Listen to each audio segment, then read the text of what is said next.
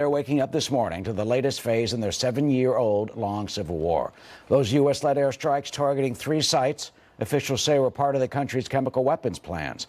Plus, people saying, some of them, that they heard those huge explosions overnight, and they were happy that the international coalition launched the attacks.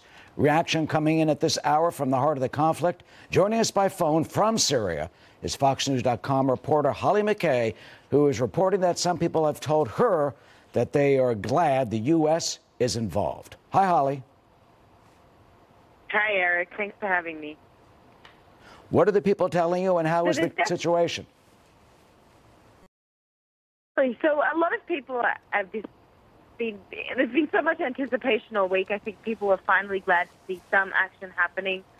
So many people have expressed excitement. They're sitting on the edge of their seat. They're waiting to see what happens next.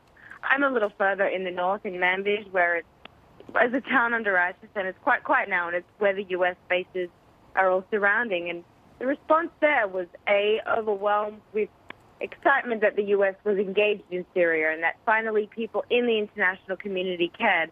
And there was also a sense of protection having the U.S. here, that they won't be the next victims of chemical attacks here. So I think people have really underestimated how much a lot of the Syrian people really value having the U.S. presence there, and the fact that people are still willing, 7 years into this war, to fight for these people who have just suffered so much through the duration of this. So people are really excited and waiting to kind of see what happens next, and they're hoping for more. They're hoping for something that's bigger and larger, so we'll see what happens.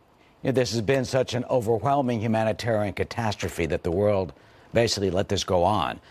Do they fear, Holly, that, it'll be business as usual just after the last attack last year, that Assad will still continue, whether it's chemical and or other attacks, continue to decimate his people? Absolutely, and there is a huge swath of the population that definitely has that fear and looks at these attacks and is critical of it in the sense that they want more. It's not enough. They look at the chemical weapons attacks as a sideshow. This is a war that has killed possibly more than 1 million people. The UN stopped counting these numbers.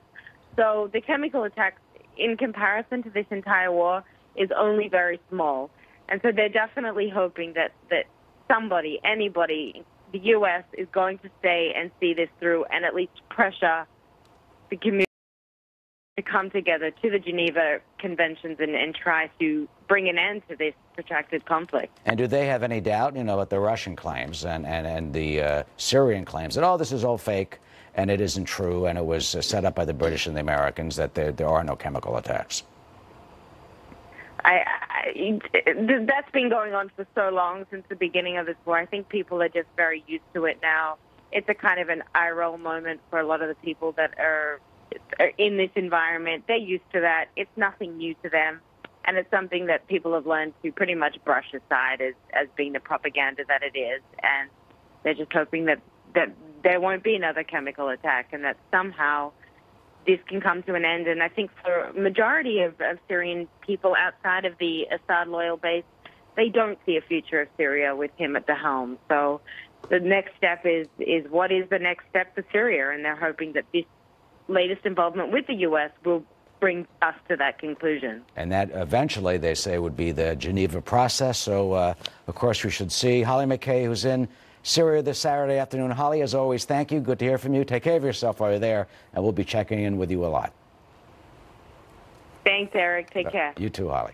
All right, though.